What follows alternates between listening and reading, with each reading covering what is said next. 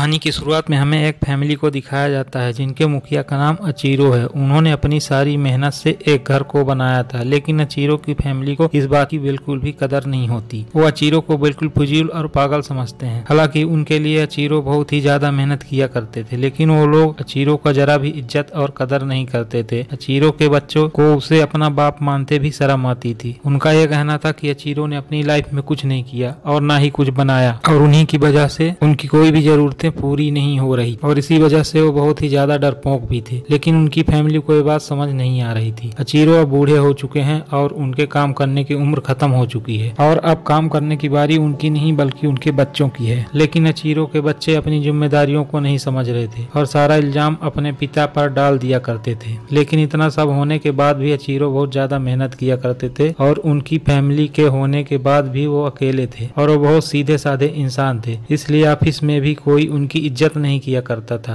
और ना ही अचीरो का कोई फ्रेंड था। और इन्हीं सब बातों के चलते एक दिन अचीरो की तबीयत खराब हो जाती है और वो डॉक्टर पास जाते हैं। यहाँ उन्हें पता चलता है कि उन्हें कैंसर है और वो बहुत जल्दी मरने वाले हैं। ये बात वो अपने फैमिली को बताने की कोशिश करते हैं, लेकिन उनकी फैमिली उनकी बात को इग्नोर कर देती है और उनकी फैमिली मेंबर अपनी अपनी लाइफ स्टाइल में बिजी थे। और तभी अचीरो को एक खुशी मिलती है, और एक खुशी होती है एक कुत्ता। अचीरो को एक कुत्ता मिलता है और वह अचीरो का वफादार था। और जब इस कुत्ते के बारे में अचीरो की बीवी को पता चलता है तो उनकी बीवी उस कुत्ते को बाहर निकालने को बोलती है, लेकिन अचीरो का कुत्ता उनका पीछा नहीं छोड़ता और अचीरो अपने कुत्ते को बार बार अपने से दूर जाने को कहते हैं, लेकिन कुत्ता कहीं नहीं जाता। अब अचीरो अपने आप को उस कुत्ते से दूर रखने के लिए एक पार्क में ले जाते हैं, और वहाँ पर अचीरो को एक अजीब सी स्पेसशिप दिखाई देती है, और इससे पहले कि अचीरो कुछ समझ पाते वो स्पेसशिप इनके ऊपर गिर जाती है और अचीरो वहीं मर जाते हैं। इसके बाद हम अचीरो के दिमाग में एक फ्लैशबैक देखते हैं। तब देखते हैं कि अचीरो जिंदा हो गया है और वो उस कुत्ते को लेकर अपने घर वापस आता है। अब उन्हें घर वापस आने के बाद सब चीजें अजीब सी लग रही थी। वो काम जो उन्हें नहीं हो पाता था,